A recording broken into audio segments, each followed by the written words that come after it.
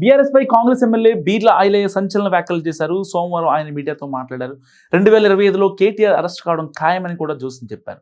కొత్త సంవత్సరం తర్వాత కేటీఆర్, హరీష్ రావులకు సినిమా చూపిస్తామంటూ కూడా సంచలన వ్యాఖ్యలు చేశారు బీర్ల ఐలయ్య.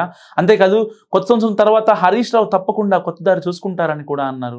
ఢిల్లీ లిక్కర్ కుంభకోణం కేసులో అరెస్ట్ పై బెయిల్ మీద బయట తిరుగుతున్న కవితకు బీసీల గురించి మాట్లాడే అర్హత లేదంటూ కూడా ఆయన సీరియస్ అయ్యారు. తెలంగాణలో బీఆర్ఎస్ కథ క్లైమాక్స్కు వచ్చిందని కూడా చెప్పారు ఆయన.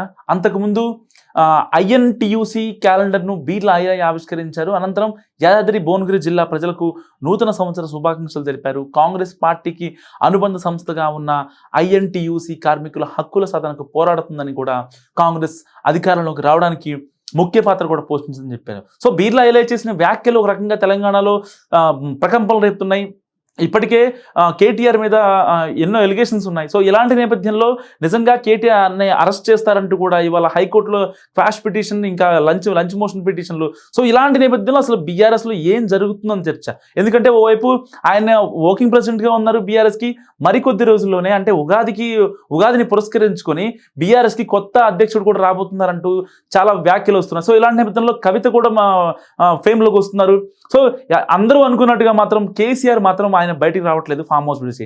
కావాలంటే నేతల్ని అక్కడికి పిలిచి మాట్లాడుకుంటున్నారు తప్ప.